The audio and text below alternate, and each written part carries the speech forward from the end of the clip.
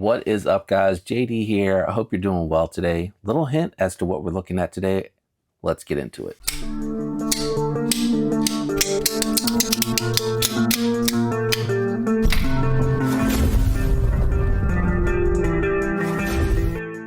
You guessed it, guys. We are checking out the Tristash version 2.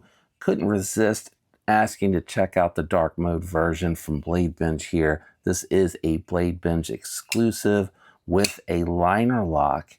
Titanium or G10 is available at two different price points. You got a 3/4 length backspacer with pivot collar. You have a fold over deep carry pocket clip. It is reversible. I have not taken it in and out of the pocket because it is on loan, so I don't want to damage this in case someone gets this knife. So it's going to be an overview, not necessarily a review, but I can't help but fidget with this one. It is super fidgety. Excellent tune on that liner lock. It will be lefty friendly with it being a liner lock. Look at that hollow ground, guys. Hollow ground is so good on here. Nice Wharncliffe blade shape on here. Excellent forward choil for choking up.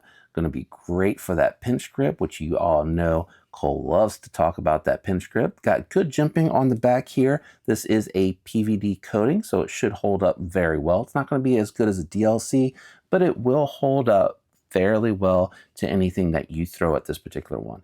Good access to the lock bar. Really good action. It has really broken in nice and smooth. It has remained locked up solid. The opening hole and opening hole access are very good on this one. The jimping for that front flipper is very good as well. I will say that I do notice the pocket clip moves a little bit, but that also could be because it is on that little tab there. It might not be resting it properly. It looks like it would have good clearance on here. I love that you can see through this entire design. Minimal hardware on here, so this is going to be very easy to disassemble and take care of and do the maintenance that you need to do on this particular one. Let's do some quick size comparisons and then we'll wrap up with final thoughts and impressions. Okay, so not necessarily in the same price range. This one's going to be sub 150 depending on the variant that you picked, but I wanted to get a couple of knives that had liner locks that also were a similar blade shape on here. So we got the Devo Tall Boy and we have the Blade Bench exclusive Devo Stasa collab Fireball down here on the bottom to kind of give you a good point of reference for size. This one here a little bit closer in size to the Tall Boy, but I like the added girth that the Tristash is actually offering on this particular one. Let's do a couple more quick size comparisons. All right, so I wanted to do a smaller knife, so I did bring out the Croc and I did want to do a large beefier knife with the Caveman here. So you can see, even though it is full size, it does have a nice slender profile to it.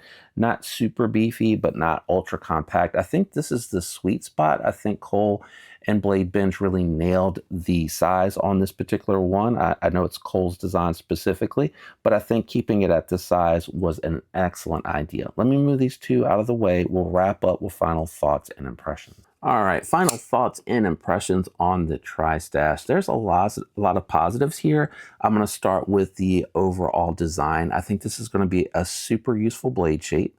I think it's going to come in very handy for your day-to-day EDC task. I love the finishes that they chose on this particular one. 154 cm blade steel with a PVD coated blade. Multiple means for deployment are always going to be a win in my book. I love the diamond texture titanium, but I don't think you could go wrong with the G10 either. 3/4 length backspacer on here is done very well. If I didn't mention it earlier, I like the cutout for the blade hole, for the blade itself, not the hole, into the backspacer. Not going to really see it on the version that I chose because I am a sucker for the dark mode collabs or the dark mode colorway. I really like this one. It's got me super tempted to actually just go ahead and pick it up myself. So I may reach out there to Blade Bench and just ask if I can go ahead and buy this one since I'm going ahead and doing the review to promote it. And I do recommend this one. I like it a lot. You guys know I'm not going to promote something that I don't think is going to be a winner. And I think that no matter how you grip this one, any position that I find my hand on this one, very comfortable. The only minor thing on there is I do feel that pocket clip move a little bit, but it's kind of your standard steel stamped pocket clip, I believe, that you get on the more affordable version of a knife. I think the 154 cm and the titanium is a nice compromise. I love 154 cm. I think it's an excellent steel for the money. It performs extremely well. Takes a hair shaving edge, which I really do love about it, and it holds it for a very long time. Stainless is really good. So I think that was an excellent decision on the V2s. I think that the actual knife itself is very attractive. Nothing too in your face, but also enough to kind of stand out and be remembered, in my opinion. So I grade on a scale of 1 to 10. 1's the lowest, 10's the highest. Now, because this does have 154 cm, that would be an affordable steel that I usually keep capped at a 7, but this particular version with the extra titanium that they're offering on here will allow it to go over. What I take into account is going to be the aesthetics, which is subjective, fit, finish, performance, both cutting and deployment, and the ergos are all things that are important to me when I grade these particular knives. So for me, the Tristash is actually going to go at a 8-1. I really like it a lot. There's a lot of positives here. Excellent ergos. I think it's a fairly good looking knife with multiple means of deployment, which I really love. The hollow grind and PVD on the 154 cm was an excellent choice in my opinion. They made sure to give you good access to that lock bar. I love the fact that they threw the filler tab on here with that pocket clip so that you can go ahead and carry this if you are a lefty.